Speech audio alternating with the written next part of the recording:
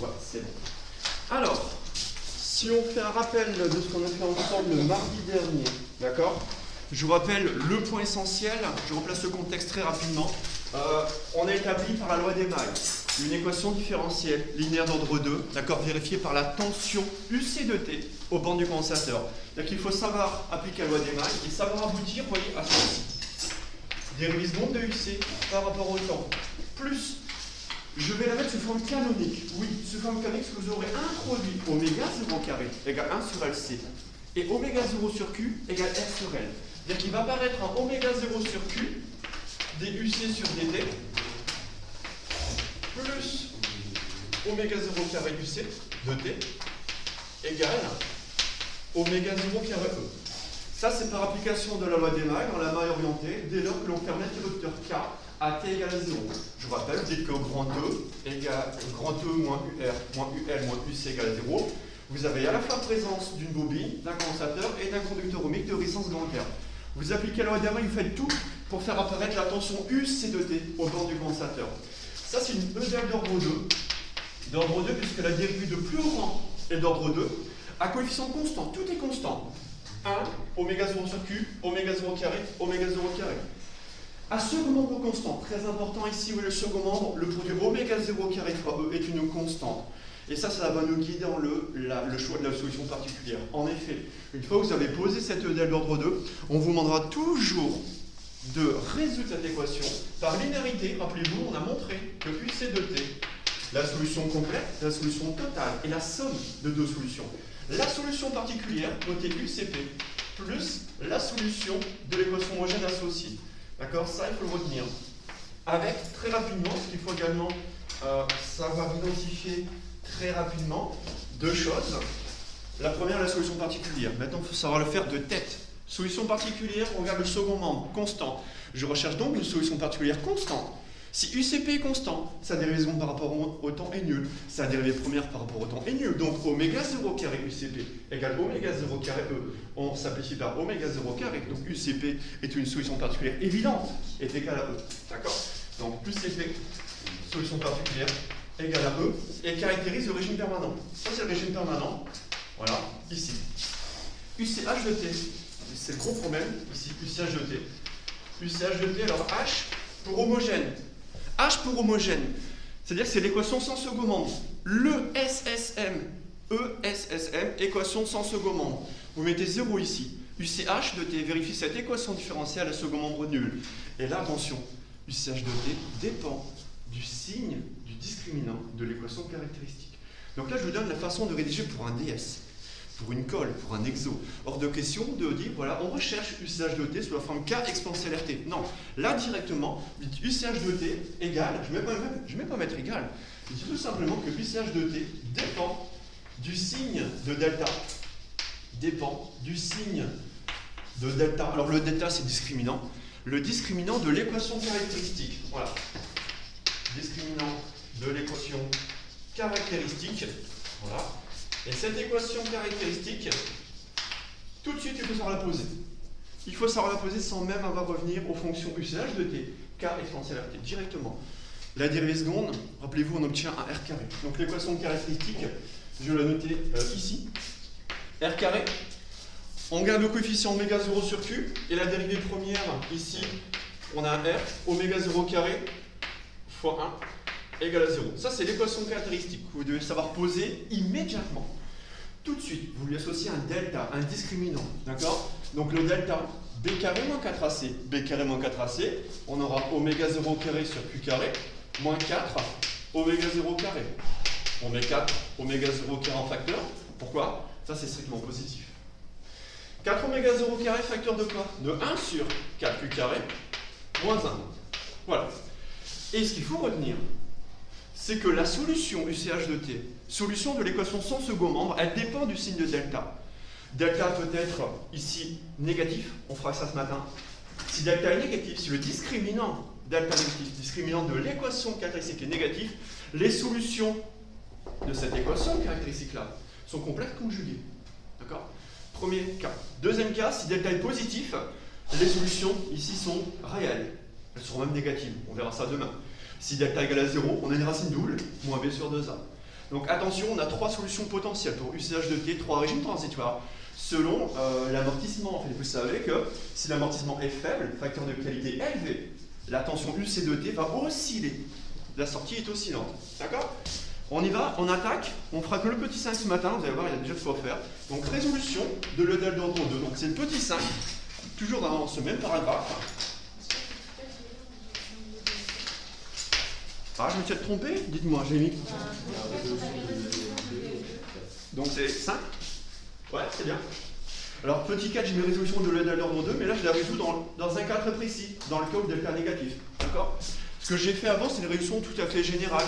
On connaît toutes les solutions. Maintenant, on va rentrer dans chaque cas particulier, dans les trois cas. D'accord? Donc, résolution, pardon, de l'EDEL d'ordre 2 dans le cas d'un amortissement faible. Donc, dans le cas d'un amortissement faible, on est dans le cas où, finalement, ici, amortissement faible, delta négatif. Ouais. Voilà. Donc je mets entre parenthèses, delta négatif, amortissement faible. D'accord? Alors, qu'est-ce que ça va nous donner? On part du constat. On part du constat d'un amortissement faible. Donc on est dans le cas d'un amortissement faible. Cas d'un amortissement faible. Si c'est le cas, c'est le cas de le dire, le cas d'un amortissement faible, bien. Le cas d'un amortissement faible, rappelez-vous, le facteur de qualité témoigne de l'amortissement du circuit via la résistance. Et je vous rappelle que plus la résistance est faible, et plus le facteur de qualité est élevé. Donc amortissement faible, le facteur de qualité est élevé. Mais attention, rappelez-vous par rapport à delta, une valeur charnière. Une valeur de Q qui va annuler delta. Ouais. Qui va faire effectuer la transition entre un régime oscillant ou non. La valeur Q égale 1,5. C'est-à-dire qu'ici, amortissement faible, il faudra l'associer à une valeur de Q suffisamment élevée, mais surtout supérieure, strictement à 1,5. Donc on y va. Il faut que Q soit strictement supérieur à 1,5. Dans ce cas de figure-là, d'accord, strictement supérieur, d'accord, on sera dans le cas d'un amortissement faible. Ok? Alors si Q est supérieur à 1,5, regardez, on remonte, delta, effectivement, sera négatif. Donc ça implique que delta négatif. Vous voyez, on part d'un amortissement faible, facteur de qualité relativement élevé, suffisamment élevé pour être supérieur strictement à 1,5. Si plus supérieur à 1,5, delta est négatif. Et dans ce cas-là, donc là je vais vous donner en 4 ou 5 étapes la méthode de résolution. Alors vous n'êtes pas obligé de marquer dans vos copies DS première étape, deuxième étape, troisième étape, d'accord? Là c'est simplement pour vous donner la méthode pour les questions cours la semaine prochaine. Première étape, le delta est négatif. Si on connaît le signe de delta, on connaît la nature des solutions de cette équation caractéristique-là. Donc on y va, première étape, ici, donc première étape de la résolution. Voilà, je mets en évidence. Avec un delta qui est négatif, les solutions de l'équation caractéristique sont complexes conjuguées. Donc on y va, les solutions, j'en aura deux. Les solutions de l'équation caractéristique. Les solutions de l'équation caractéristique.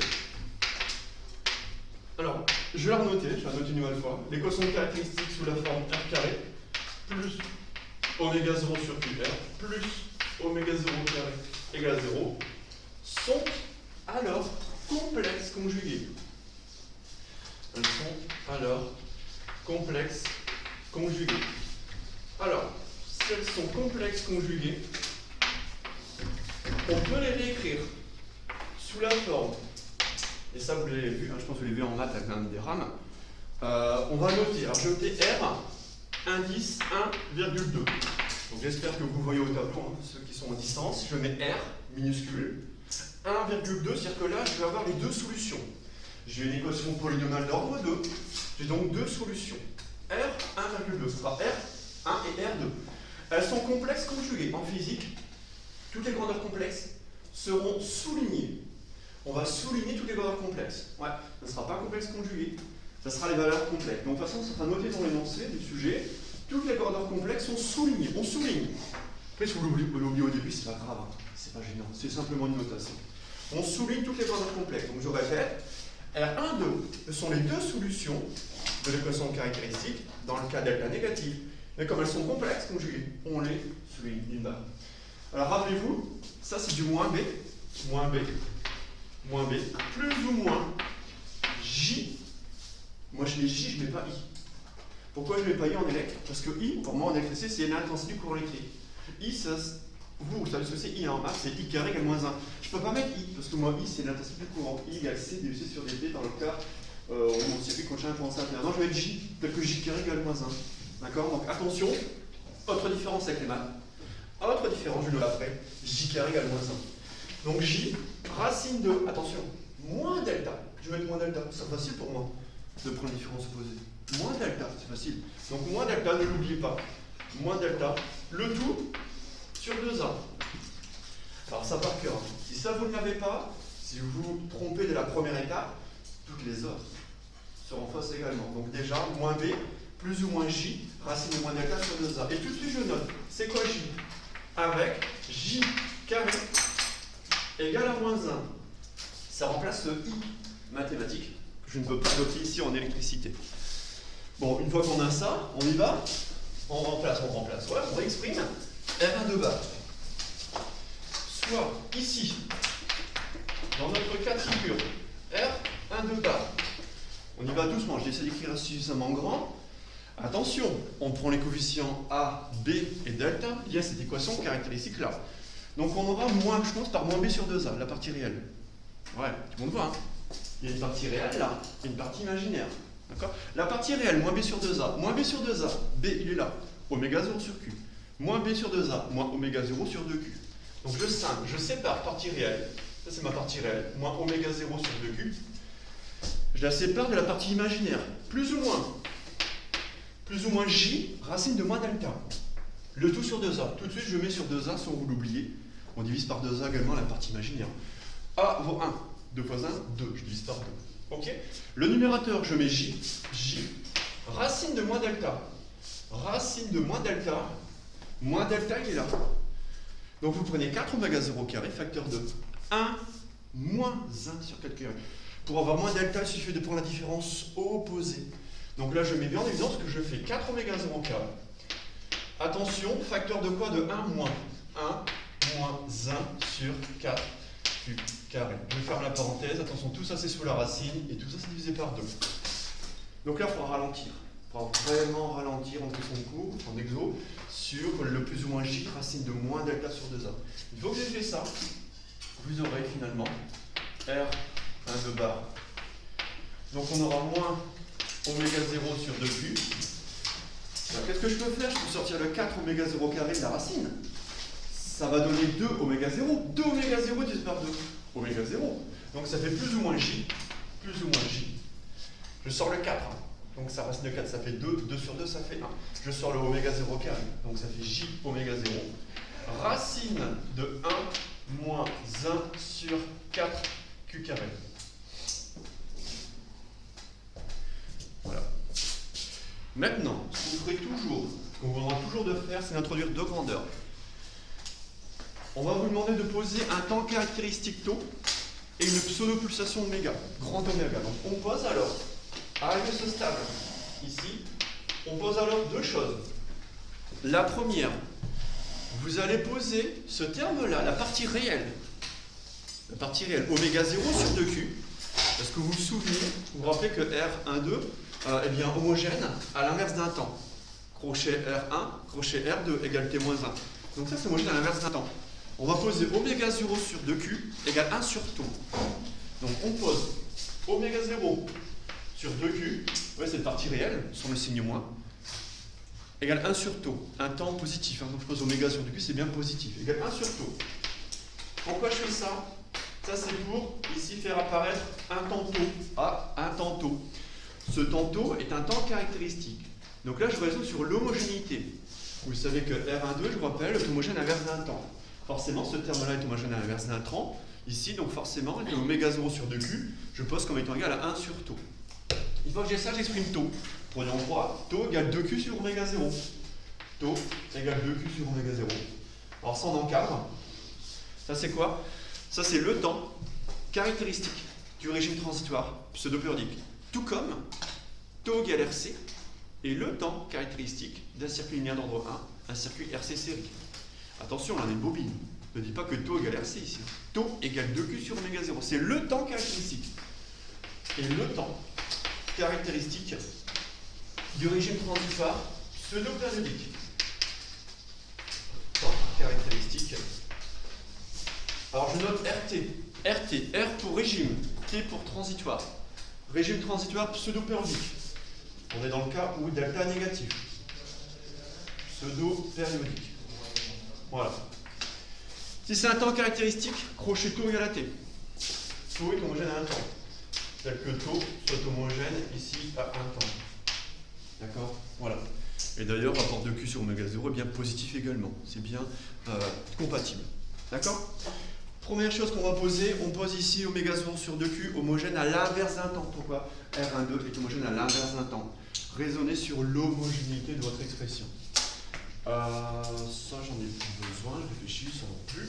Voilà, je peux effacer. Première chose que je vais poser. La seconde chose, est-ce que tout le monde voit que la partie imaginaire, oméga 0, racine de 1 moins 1 sur 4Q carré, la racine n'a pas de dimension. Oméga 0 s'exprime en radians par seconde et est homogène également à l'inverse d'un temps. Hein. Je rappelle, crochet oméga 0 égale T moins 1. C'est-à-dire que je peux poser une pseudo-pulsation, je peux poser grand oméga, le grand oméga, égale oméga 0, racine de ça. Donc on pose, deuxième chose, on va poser grand oméga égale oméga 0. D'accord? Ça c'est un grand oméga, ça c'est un petit oméga. Oméga majuscule, oméga minuscule. C'est oméga 0, racine de 1, moins 1 sur 4Q carré. Et ça, attention, oméga 0 c'est pulsation propre. C'est propre au circuit. Oméga 0, vous l'obtenez grâce à la mise en équation. Oméga 0 carré égale 1 sur LC. Pulsation propre. Grand oméga, c'est la pseudo-pulsation. Attention, nouveau terme. La pseudo-pulsation. D'accord? Donc c'est la pseudo-pulsation. Pareil, s'exprime en radians par seconde. En radians par seconde. Tel que, ici, oméga, grand oméga, soit homogène à l'inverse d'un temps. Ça, c'est la pseudo-pulsation, grand oméga. À la limite des grands facteurs de qualité, à la limite, grand oméga, grand oméga, ici, tend vers, lorsque Q tend vers plus infini. Donc dans le cas limite des grands facteurs de qualité, vous faites tend Q vers plus infini, vous avez 1 sur 1, 4Q carré, forcément, ça va tendre vers 0. Grand oméga tend vers oméga 0. Et ce oméga 0, je vous rappelle, c'est 1 sur racine de LC pour un circuit LC série. Oméga 0, c'est la pulsation propre. Hein. Je vous rappelle, où oméga 0 est la pulsation propre du circuit RLC série. D'accord? Pulsation propre du circuit RLC série. Voilà. Tout ça pour écrire les solutions complexes conjuguées de l'équation caractéristique sous la forme moins 1 sur taux plus ou moins j grand oméga. Voilà, une forme un peu plus condensée, plus synthétique, mais attention de bien avoir à l'esprit ce que représente taux et ce que représente grand oméga. D'où l'expression finale des solutions, d'où je réécris et je vais encadrer R1 de bar égale moins 1 sur taux plus ou moins j grand oméga. Solution de l'équation caractéristique dans le cas où delta est négatif. D'accord? Donc ça, je vais le réécrire quand même, c'est important de l'avoir en tête. Là, on a la forme des solutions. Là, on a les solutions complexes conjuguées. D'accord? Évidemment, ça se voit. De l'équation caractéristique dans le cas où delta est négatif. Voilà. Solution de l'équation caractéristique dans le cas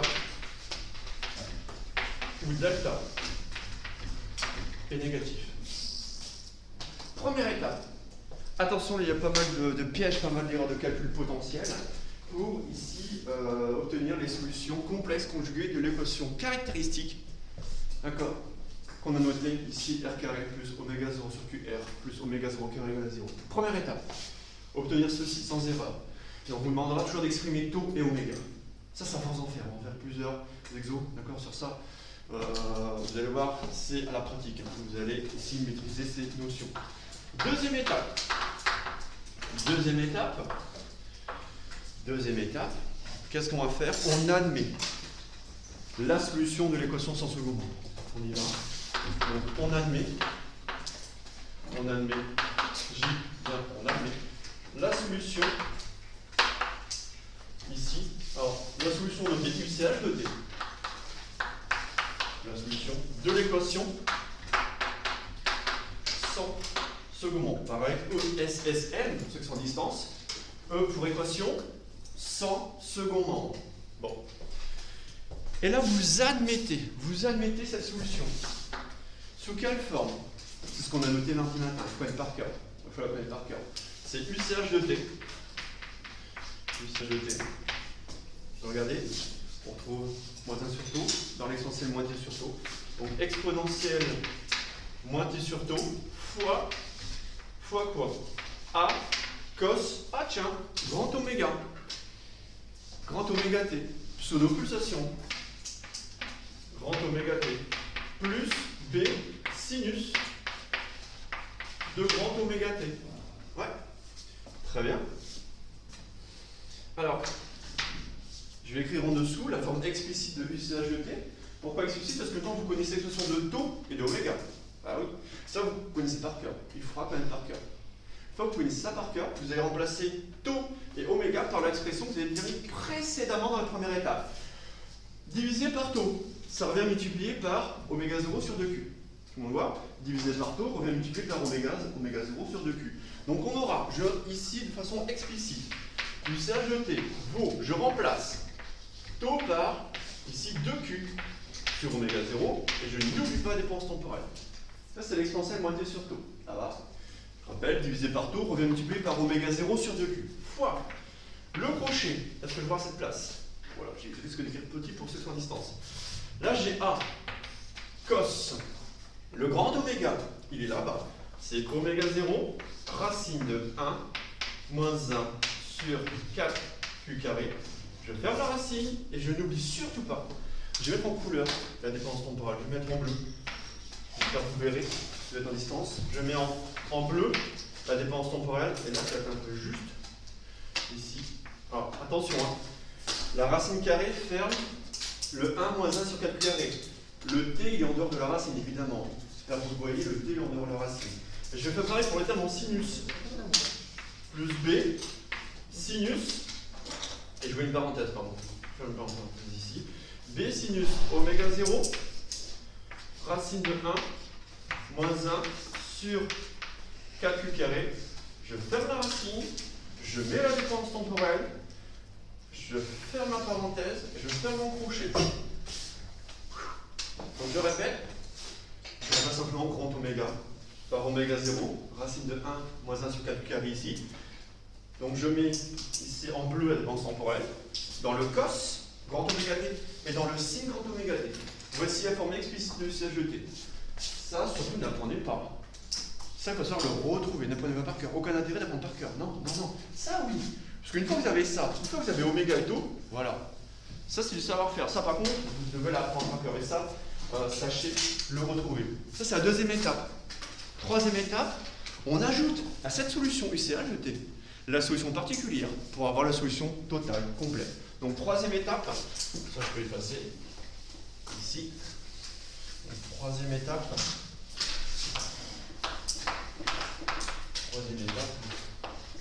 Ici. On exprime. Ici. La solution totale, complète. UC2T. Voilà. Ici. Par linéarité, je vous rappelle. L'argument, c'est la linéarité de l'EDEL d'ordre 2. C'est-à-dire que la solution complète, totale, est vue comme la somme de deux solutions, UCH de t et UCP. Donc là, c'est plus simple, l'étape numéro 3, c'est la plus simple. Parce que c'est-à-dire que UC de t, à tout instant, la solution, c'est UCP plus UCH, c'est-à-dire UC de t. La solution particulière que vaut-elle A vaut E, solution particulière évidente, donc c'est grand E, à laquelle vous lui ajoutez, alors je vais prendre la forme condensée, ça je ne vois pas cette place, je vais prendre celle-ci, que vous connaissez par cœur, E exponentielle moitié sur taux, donc exponentielle moitié sur taux, A cos, grand oméga t, plus B, sinus, grand oméga t. Et ça en encadre ce résultat qui est très important. Par linéarité de l'odèle d'ordre 2, la solution complète, c'est la somme de la solution particulière et de la solution de l'équation homogène associée. Bon, alors là je vous fais une solution complète totale parce qu'on ne s'arrêtera jamais là en DS. Quatrième étape, on va vous demander de déterminer les deux constants d'intégration A et B grâce aux deux conditions initiales. On a une odèle d'ordre 2. Donc on y va, on continue, quatrième étape. Quatrième étape. On détermine les deux constantes d'intégration. Alors oui, j'ai pas dit, mais je l'ai dit mardi, A et B appartiennent à chacune, ce sont des constantes réelles. J'ai dû préciser mardi, je ne l'ai pas noté, mais les deux constantes d'intégration, A, B, je l'ai noté ici, appartenant à R. Donc, AB appartenant à R, ici, grâce aux deux conditions initiales. Grâce aux deux conditions initiales que l'on va rappeler et exploiter. Aux deux conditions initiales. On précise bien, on a deux constantes d'intégration à déterminer grâce aux deux conditions initiales. C'est pareil. Ça. Alors, ici. La plus simple, vous savez que, initialement, le condensateur est déchargé. UC0- égale UC0+, égale à 0. On y va. Donc la première, c'est celle-ci. Donc on va exploiter le fait que UC0-. Alors vous voyez, là j'écris rapidement, j'ai même plus mis, entre parenthèses, T égale 0-. T égale 0+, pour moi c'est évident. La dépendance est temporelle. Vous, c'est encore sûr, vous pouvez noter UC T égale 0- égale UC en T égale 0+, égale à 0. Bon. On y va. C'est-à-dire que UC de 0 égale à 0, c'est-à-dire que dès qu'il y a une variable temporelle, on remplace par 0. Le tout est égal à 0. Et je cherche A et B. Alors forcément, cette équation, pour l'équation, j'aurai une équation des inconnus. C'est normal. On y va. Donc, ça me donne quoi? Ça me donne E. Donc E ne change pas. Plus exponentielle de 0. Ouais. Je détaille le calcul complet. Plus A cos de 0. Plus B sinus de 0. Égale à quoi? Égale à 0. Ouais. Donc ça veut dire que la FME plus, alors cos de 0, ça fait 1, sin de 0, ça fait 0. Donc ce terme-là se simplifie. Il va nous rester donc 1 fois A, cos de 0, je rappelle, ça fait 1. Et qu'il va nous rester E plus A. Le tout égale à 0. Ça va? E plus A égale à 0. Donc là, non, la première nous donne directement la valeur de A. D'accord? Ici, on aura A égale à moins E. On aura directement la solution. Voilà. Enfin, la première constante d'intégration, A égale à moins E. C'est-à-dire que je pourrais remplacer A par moins E. C'est facile. Première condition initiale. La seconde, là il faut réfléchir un peu plus. Ah tiens, je m'en souviens plus, tiens, cette condition initiale, la deuxième. Clément, oui, tu es là, Clément. Tu peux me la rappeler, cette deuxième condition initiale? E, I, très bien. I en 0- égale I en... Ouais. Alors ça, je vous rappelle, I en 0- égale 0. Ouais, juste avant de fermer l'interrupteur est ouvert. Aucun courant ne circule en 0-. Pourquoi je peux dire que I0- égale 0+? Il y a présence d'une bobine. Dès que vous avez une bobine dans votre circuit, il y a continuité du courant traversant le circuit série. Donc on rappelle I0-, très bien. Donc I0- égale I0+, égale 0. Ouch. Là je retiens un peu. Pourquoi je fais ouch? Oh mince, je suis vide. Pourquoi I0- égale 0+, égale à 0? Ça c'est continu du courant dans la bobine, d'accord? Et en quoi cette équation-là va-t-elle me permettre de déterminer B? En quoi cette condition initiale va-t-elle pouvoir m'aider pour déterminer B? J'ai A, maintenant il me faut B. Qui a une idée? Alors même ceux qui sont à distance, hein, vous pouvez réagir, hein. Pas de souci. Je vous entends. Allez Clément, il est en forme. I égale C fois dt sur dt, on peut faire la dérivée de... Bien. Le courant I traverse un condensateur. Le courant I est le même en tout point de circuit, c'est-à-dire que dire que I en 0 moins égale 0, c'est également dire que I égale C duc sur dt. Donc cette condition initiale est violente, c'est-à-dire que C fois duc sur dt. Attention, moi je mets en t égale, vous voyez, je vais mettre quand même en t égale 0 moins. Je mets en t égale 0 moins. D'accord? Égale la même chose pour I en 0 plus égale C duc sur dt en t égale 0 plus, le tout égale à 0. Oui, on y est presque. À une constante multiplicative positive près qu'on appelle capacité C du condensateur exprimée en parable, la condition initiale sur le courant I me donne une condition sur la dérivée en 0. Bravo. C'est-à-dire que là, il faudra aboutir au fait que la dérivée en 0 moins, alors la dérivée de UC, la dérivée temporelle de UC en 0 moins est égale à celle en 0 plus, donc la dérivée temporelle de UC en 0 plus égale à 0. Ouais, donc c'est ça qu'il faut exploiter finalement. En fait, il y a une relation de proportionnalité entre le courant et la dérivée de UC par rapport au temps. Alors là, je vous déconseille de faire ça frontalement. Non. Alors, on peut y arriver avec l'expérience. Moi, j'y arrive, mais non, on va poser d'abord la dérivée pour scruter, et après, on prend la valeur de la dérivée en 0. D'accord?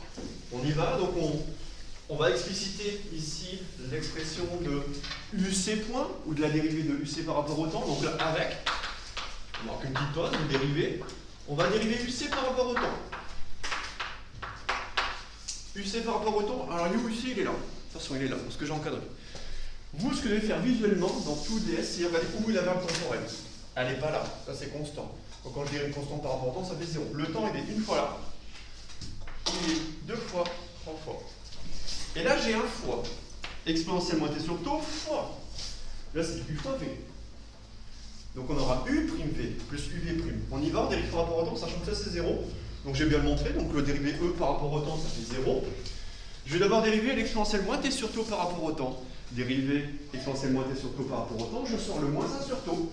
Donc ici, donc moins 1 sur taux. N'oubliez pas de remettre l'exponentielle.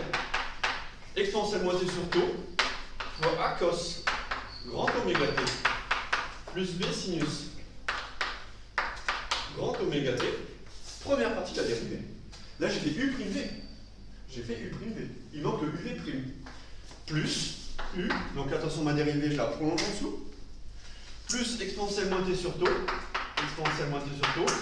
Et là, je dérive une somme de cos et de sin. C'est facile, ça. Donc, dériver A, cos oméga t par rapport au temps. Vous allez sortir le grand oméga. Le cos se dérive en moins sin. Donc, moins A oméga, n'oublie pas le moins. Moins A oméga. Sinus grand oméga t. Premier terme que je dérive dans la somme, second terme que je dérive dans la somme, plus B oméga cos oméga t. Plus B oméga cos grand oméga t. Parenthèse couchée. Ça, c'est la dérivée à tout instant. Vous voyez, l'option de notorienne, c'est la dérivée à tout instant. Maintenant, je la prends 0. Je dis que cette dérivée-là, en 0, elle vaut 0. D'où, ici, la dérivée en 0 moins. Donc il y a continuité, hein. En 0 moins, en 0 plus, et ça vaut 0. Bah ça signifie quoi? Donc je prends cette fonction-là, et dès que j'ai la temporalité, je remplace par 0. Donc on y va doucement. 0. Donc là j'aurai moins 1 sur taux. Moins 1 sur taux. Exponentielle de 0. Exponentielle de 0. Fois, dans le crochet, A cos 0. Pareil, j'ai le premier calcul, je le laisse. A cos 0. Plus B sinus 0. Ouais. Je continue. Plus exponentielle de 0 fois moins A oméga sinus de 0 plus B oméga cos de 0 plus B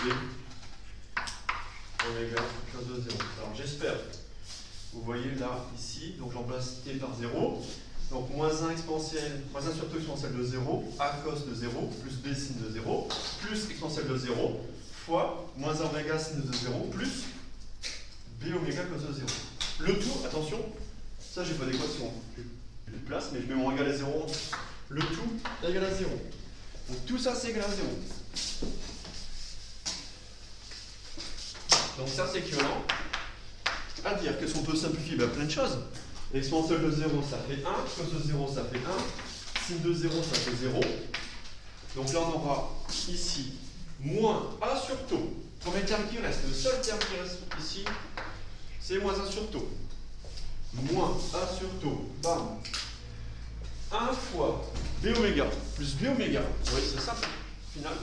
Plus b oméga, le tout égal à 0. Voilà. Moi, je cherche b. B égale à quoi? A sur taux oméga. Donc B égale A sur taux oméga. Je divise par oméga les demandes de l'équation. Je fais passer le moins 1 sur taux ici à droite. Sachant que A égale moins E. Donc ça fait moins E sur taux oméga. Moins E sur taux oméga. Et ça, vous aurez tout le temps. Ça, vous aurez tout le temps. J'en ai A et B grâce aux deux conditions initiales. Une fois que j'ai ça, je remplace dans ça. Finalement. Voilà, UC de T. Finalement. UC de T, c'est écrit comment? Alors, je reprends l'expression. E, je ne touche pas. Plus exponentielle moins T sur taux. Crochet. A vaut quoi? A vaut moins E. Moins E. Cos grand oméga T. B vaut quoi? B vaut moins E sur taux oméga. Sinus grand oméga de T parenthèse crochet. Ça, j'efface pour que vous puissiez voir. Parenthèse crochet, et ça, voilà, j'encadre. Alors évidemment, on peut ici factoriser par moins E. Bon, on laisse comme ça, c'est pas gênant. D'accord?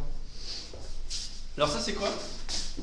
Ça, c'est la solution de l'E del d'ordre 2, caractéristique d'un oscillateur électrique amorti, compte tenu des deux conditions initiales. On note, c'est important. Donc ça, c'est la solution. La solution de l'E del d'ordre 2. Ici, je rappelle, ça c'est caractéristique d'un oscillateur. Alors c'est le del d'ordre 2 qui est caractéristique d'un oscillateur électrique amorti. Un oscillateur électrique amorti. Voilà. Voilà. Compte tenu des deux conditions initiales. Compte tenu des deux conditions initiales. Voilà, que l'on a vu sur la tension et le courant.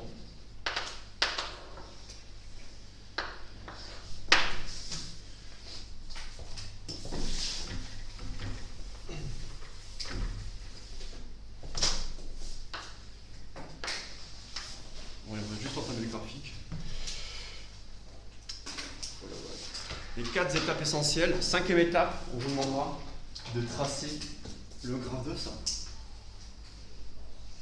Oh, vue de traction, oh là là. Tracer le graphe de ça. Alors avant de tracer le graphe de ça, limite en 0 plus, limite en plus infini. Déjà, on va vérifier ça. Donc on y va, ces deux limites existent et sont finies. En effet, la limite en 0 plus, limite en 0 plus de UC de T. On regarde, on fait tenter vers 0 plus. Donc juste après, on va fermer l'interrupteur. E c'est constant, ça ne change pas. Quand T tend vers 0 plus, ici, qu'est-ce que l'on aura? Sinus d'oméga T, ça va tendre vers 0. Ça va tendre vers 1. Exponentielle moitié sur taux, ça va tendre vers 1. On aura grand E plus 1 fois moins E. Donc ça fait grand E moins E. Grand E moins E, ça fait 0. Donc ça tend vers 0. Ouais. Et ça, c'est bien compatible, et on va le noter après avec l'observation expérimentale. Le condensateur initialement déchargé en 0 plus. Ok. En plus, c'est infini. D'accord? Et les limites ici en plus, c'est infini. Donc quand T tend vers plus infini, là, il n'y a pas à chercher. Cette limite existe et est finie. Et là, le terme prédominant, on appelle un théorème de décroissance comparée. Exponentielle moins T sur taux, quand T tend vers plus infini, ça, ce terme-là va prédominer devant le cos et le sin. D'accord? Donc ça tend vers 0. Tout ça tend vers 0. Il reste que grand E. Ah, ça tombe bien ça. Initialement déchargé, régime permanent, c'est bien compatible avec les observations expérimentales. Donc ça, c'est bien compatible avec les observations expérimentales d'un régime transitoire pseudo-périodique. Donc compatible avec les observations expérimentales. Voilà. Ok. Fonction à valeur positive. Fonction à valeur positive. Donc là, attention. Vous allez vous arranger pour tracer, on va juste faire le premier, deux graphes l'un en dessous de l'autre. Donc vous gardez de la place. Moi je vais faire les deux l'un en dessous de l'autre. Ça peut être évident en tableau, mais on va le faire sur toute la largeur. Donc je vais commencer, on terminera tout à l'heure, rassurez-vous. UC, en fonction du temps. Voilà. Ce que vous allez faire, vous placez la valeur E, mais pas seulement E. Pas seulement E, parce que quand ici, cette somme de cosinus sinus aura moins 1, on aura ici en 0, en t égale à 0, ici on aura E plus E, ça fait 2E. Donc je m'explique, vous passez E et vous placez 2E. Pourquoi 2E? Ça sera la valeur en 0, parce que ce produit ici, sur maximal, enfin minimal, on aura moins 1, on aura moins 1 fois moins E, on aura E moins E, ça fait E plus E, ça fait 2E. Ça c'est lié à la valeur en 0, hein, de l'exponentielle décroissante. L'exponentielle moitié surtout lorsque la somme de cos et sin vaut moins 1. Une fois que vous faites ça, vous tracez deux exponentielles. Une exponentielle décroissante qui part de là-haut. Alors ça, attention, E, ça c'est le régime permanent. C'est-à-dire qu'au final, la tension va revenir ici. Vous allez tracer deux arcs d'exponentielle. Quand vous faites toujours ça. D'abord la valeur UC égale UCP égale E. Ensuite, exponentielle décroissante. On la fait décroître. Alors relativement lentement pour voir des oscillations. Comme ceci. J'en fais une qui part de 2E, l'autre qui part de 0. Symétrique. Deux enveloppes exponentielles, l'une croissante et l'autre décroissante. Voilà, elles ne sont pas trop symétriques ici au tableau. D'accord? Voilà. Et qui tendent vers la solution particulière. Qu'est-ce que je fais ensuite? En jaune, la tension bande du condensateur. Ça donne quoi? Continuité de UC en 0. Continuité de UC en 0. Attention! Donc ici, qu'est-ce que je vais faire? Je vais mettre en bleu le fait qu'on a une tangente horizontale en 0. On a une tangente horizontale ici. Pourquoi? Le courant est nul en 0. Le courant I0 égale à 0. La dérivée c'est nul en 0. Tangente horizontale à l'origine. On y reviendra tout à l'heure, rassurez-vous. Qu'est-ce que je fais? Je marque vraiment le méplat. Vous marquez un méplat ici. Vous marquez directement, en fait, vous forcez le trait. On ne part pas directement à brut. On a une tangente horizontale en 0. Pourquoi tangente horizontale? La dérivée de UC s'annule en 0. I égale à 0 en 0. Qu'est-ce que je fais ensuite? Je viens épouser la forme exponentielle et je viens sur un front montant. Je viens croître. Et ensuite je viens décroître. Et je me cantonne aux deux enveloppes exponentielles décroissantes et croissantes. Et vous allez faire ceci. Un régime transitoire oscillant qui converge vers la solution particulière. Voilà. Donc comme je le dis, c'est bon, tangente horizontale, vous voyez, alors attention, là j'ai débordé. J'ai débordé ici en jaune, je vais le mettre bien correctement. Mais marquez bien ici le trait, vous voyez, j'ai un petit méplat ici qui arrive, qui montre bien qu'on a une tangente horizontale en 0, uniquement en égale à 0. Et après, comme ceci, et on va distinguer, je vais m'arrêter là, un régime transitoire pseudo-périodique. Ouais, la tension UC de T, elle oscille autour de la solution particulière. Et entre ces deux régimes entre deux régimes permanents, il y a un régime transitoire, donc j'ai un régime permanent ici, où UC de T égale à E, solution particulière, et un régime permanent ici à gauche. D'accord? On reprend ça cet après-midi en début de PD. D'accord? Il restera à faire le graphe de I de T, noter 2-3 phrases, et sera terminé pour cette étude de régime transitoire. Voilà pour moi ce matin, à tout à l'heure.